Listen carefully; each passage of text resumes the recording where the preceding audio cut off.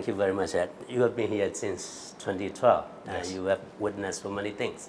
How has your perspective of the Burmese situation changed? Well, I think every year it changes in some fashion. This is a very different atmosphere, a different environment than when I actually first started working the issue as envoy in 2011. There are many more voices. There are debates going on. There's engagement at civil society level and with the government and vice versa. So the atmosphere, the environment has changed. The structure of the society, the structure of the economy, the structure of the political system has not changed. The Constitution has not changed. So, but it's different in that way, and that's what's exciting about the election, I think, is you're seeing real campaigning and real debates occurring that really we didn't expect, say, 3, 4, or 5 years ago.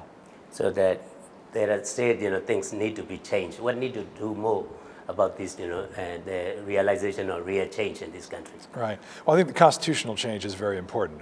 The change to date has been from top down. It's been granted by authorities, but real democracy is granted by law and by rule of law and from bottom up. So people have rights and they're not just granted the ability to speak freely. So free expression, I think, needs to be granted more completely in the society.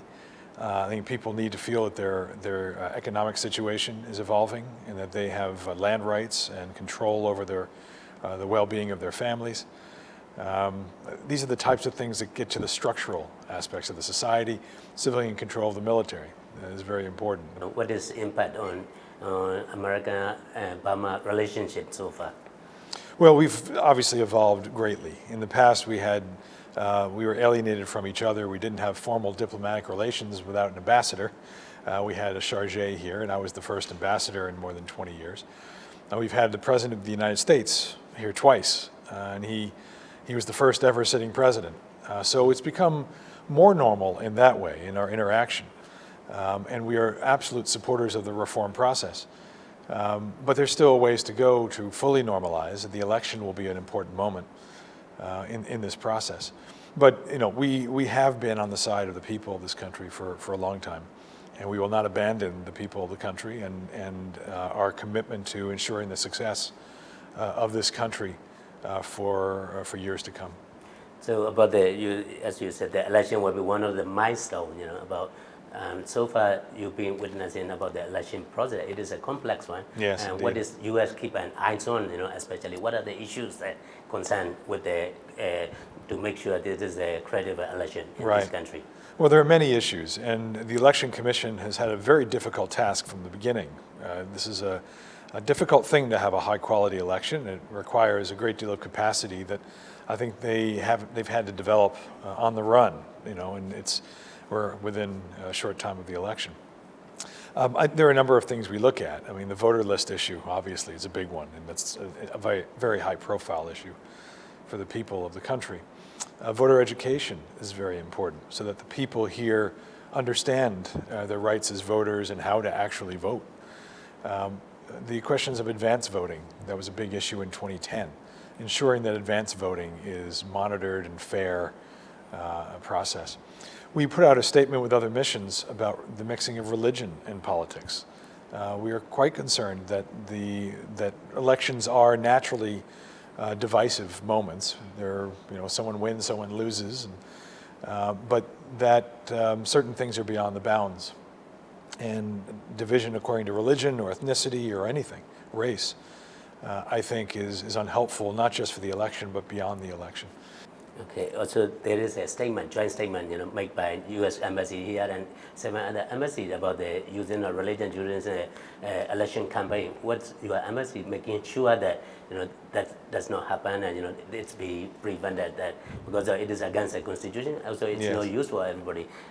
There is a particular role. What is the U.S. Embassy in Yangon doing this, making sure that they are not used, religion is not used for the political purpose? Well, it's not the responsibility of a third country to do that. I mean, we promoted that notion as friends of this country, not just the United States, but many other countries and the United Nations, as those who really want to see this country succeed and are partners in the reform process. These divisive elements of using religion in politics or dividing people by religious communities is very harmful to the unity and the potential success of this country.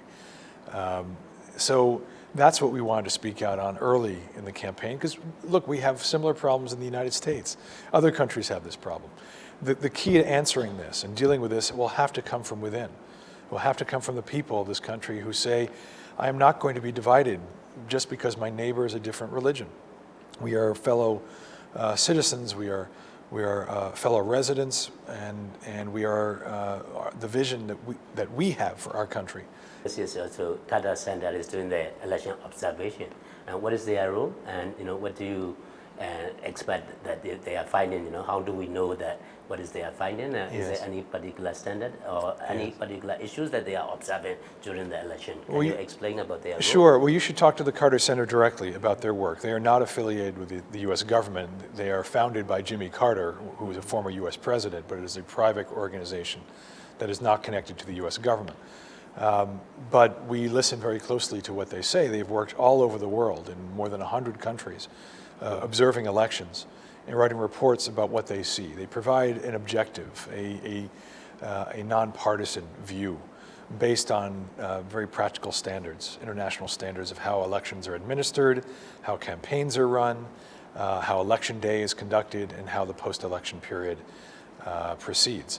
So we will listen very closely to them. I expect they will have a report out within just a few days of election day, an initial report. But they will have to watch the entire process, put together all the information they have, and put out a subsequent report maybe several weeks after that. It's very difficult to see everything and pull it together. They already have put out preliminary reports based on what they've seen during the campaign period, which I would encourage DVB and people all over the country to read, because it does give a sense of the standards that they're looking at, the types of issues that are important to a free and fair, or if you want to call it a transparent, inclusive, and credible election. EU election observer, they recently said that they are going to observe some of the army polling booths, and Yes. they get the permission from the chief commander. Is Yes. there any particular, observation to the some of the area that hold by the army? That Yes. Carter Center has any plan to observe some of the army polling booths? You should talk to the Carter Center, but they are very systematic about this. They've been here for a while. They've done investigations into the local conditions by constituency, and they do make judgments based on whether this constituency is particularly sensitive or difficult or has controversy, or people need to feel reassurance of observers. So they are very much looking around the country, as we are as an embassy, of where these, what we call maybe hot spots for either violence or for impropriety, for things that are not appropriate in the election, to place people there, to ensure that people are watching. And it's not just important to report on what you see, but it's also a deterrent for those who know that people are watching. And it can reassure voters in that constituency that people are there watching.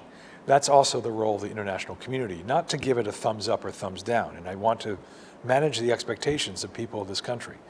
The United States, the international community, will not give a thumbs up or thumbs down categorically to the election. We will explain what we see and provide some analysis of that.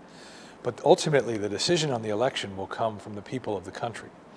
And we will, but I think our observation and our contribution can build confidence in the process. And obviously, if there are obvious systematic problems, very obvious bad problems, then we will call that out and it will have its own effect. I should also say, you mentioned the Carter Center, there will be many other observers on election day. There are domestic observers. PACE is domestic observers. Thousands of people, of citizens of this country will be watching and observing. We as an embassy will have teams out to go to polling stations. I will go to a few places. Well, will you be there on that day? I intend. Do you have any specific plan? I do have a plan. I'm not sure I'm ready to say what the plan is yet. I'll certainly let you know. But I plan to go elsewhere, just a couple places on election day, just because I'd like to see and talk to people about what's happening. Some great interest. And I used to do this. I used to work for the National Democratic Institute, which is one of those. They are training the domestic observers here, PACE. I used to work for them.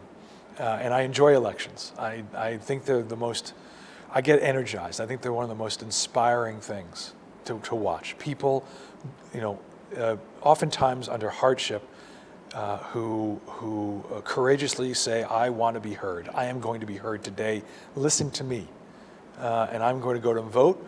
The vote is secret, and I'm going to tell the government and the society this is what I think. It's a very profound moment to me, and I love watching it, and I do hope people come out and vote and express their voice. My final question would be, inclusive and also credible and transparent election. What need to do more, so far, from your comment? What do you comment about this? Well, I think transparency is very, very important, again, to build confidence. And we have encouraged the Union Election Commission, Foreign Ministry, the Home Affairs Minister, anyone who has a part in this election to be much more transparent in explaining to the media, explaining to the public what they are doing, why they are doing it, so they can provide the real analysis of things. I think the UEC has tried on occasion. I think they felt burned by the media, that maybe the media haven't reflected what they've said and the rationale. But I think they also can do more to explain, do more voter education, explain the decisions they make, explain what's going on with the voter list. I think there's an actual story they can tell that I think is more reasonable than maybe in public, or at least they should put it out there. The Home Affairs Minister with the special police. There are a lot of questions about the special police. Who are these 40,000? What are their roles? What are their responsibilities? When we talk privately to the Home Affairs Minister, he has very reasonable notion about it. And he may have explained it to a few people, but they need to put something out more openly, I think, to build confidence. So it gets to the media, people hear it and they go, okay, now I understand, I feel better about this, and I can watch this based on that. So all of this, I think, is important to build confidence in the credibility and the transparency of this election. And I think flexibility as well from the Election Commission, given the low capacity and the problems with regulations, problem with the process, that flexibility to ensure that people are able to vote on election day, that voter lists are as good as they can be, and that they don't disenfranchise people. They add to inclusion will be very important, I think, in days to come, so that after the election is a moment of reconciliation. People can come together and say, this was a vote of all of us. Some of us may have lost, some may have won, but we must come together and move on to the next step of building a country that is just, prosperous, free, developed, which is the job of all of us. And we in the U.S. will support that for years to come. Any message for the Burmese people in general from the American people about this particular moment, about this important moment? Well, as I say, I think please do go out and vote. I know there are a lot of problems in this election. I think there's many issues of capacity and administration of this election that lower, I think, enthusiasm sometimes about whether it will be indeed a credible, reflective election of their will. But this is an important moment, and people have struggled for democracy. They've struggled for the moment of voting for their leadership, and I really hope that people test this moment, test this system, and express their voice. And always remember, this vote will be secret. That do not let anybody tell you what to do. And if they do, you can tell them whatever you want of how you voted, but you vote. This is secret. And I think it's very important for everyone to feel empowered. And it's a very important democratic mindset, to feel empowered and not intimidated, to go and express your will and feel proud walking away that you have stood up as a citizen and spoken out on behalf of your country and your family for the future. Thank you very much. Thank you. Thank you.